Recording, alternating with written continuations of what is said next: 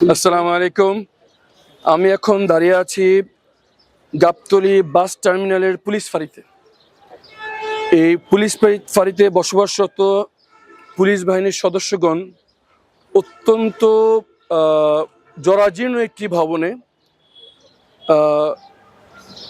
তারা বসবাস করতে বাধ্য হচ্ছেন, অফিস করতে বাধ্য হচ্ছেন।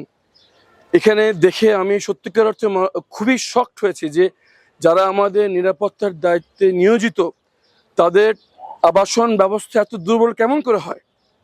আরও একটি জিনিস লক্ষ্য করলাম যে এটার এই ফাঁড়ির একাংশ 5ই আগস্ট বিপ্লবের সময় যে হামলা হয়েছিল সেখানে ধ্বংসপ্রাপ্ত হয়ে গিয়েছে। তাদের থাকার জায়গা একেবারে যথেষ্ট নয়। তাদেরকে খুবই অল্প জায়গায় গাদাগাড়ি করে থাকতে হচ্ছে। পরিবেশ অস্বাস্থ্যকর এবং এমন পরিবেশে তারা থাকলে তাদের অসুস্থ হওয়াটা, তারা কীভাবে সুস্থ আছেন এটা আমাদের কাছে প্রশ্ন। তার উপর সামনে কোরবানি ঈদ আসছে, এ জায়গায় অনেক লোকের সমাগম হবে। তারা একজন আসামিকে ধরে এখানে নিয়ে আসবেন, একজন ছিনতাইকারী, একজন মাদকাসক্ত অথবা চোরাচালানকারী কাউকে যদি ওনারা পাকড়াও করেন, এখানে ধরে রাখারও কোনো ব্যবস্থা নেই। এই অবস্থায় তাদের দ্বারা আমরা কীভাবে আইন শৃঙ্খলা রক্ষা হবে আমরা আশা করতে পারি। আমি মর্মাহত। আমি অবিলম্বে আপনাদের মাধ্যমে স্বরাষ্ট্রমন্ত্রী, পুলিশের ঊর্ধ্বতন কর্তৃপক্ষ যারা আছেন, আইজি পুলিশ এবং ডিএমপি কমিশনার যারা আছেন, ঢাকা উপকমিশনার যারা আছেন, সবার কাছে আবেদন করছি অবিলম্বে এই জায়গা মেরামতের ব্যবস্থা করা হোক।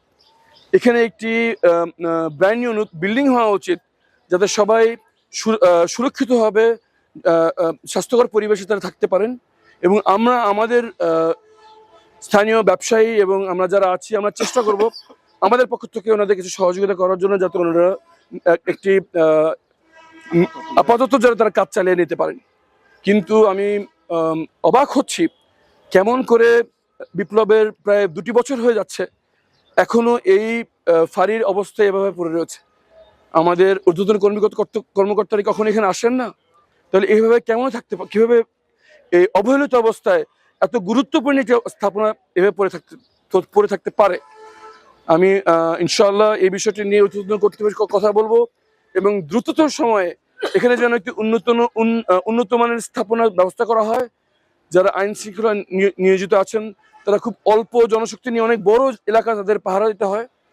তাদেরকে যেন অন্তত আবাসন সংকটে থাকতে না হয়, অস্বাস্থ্যকর পরিবেশে থাকতে না হয়, এই জিনিসটি দেখা আমাদের সবার দায়িত্ব।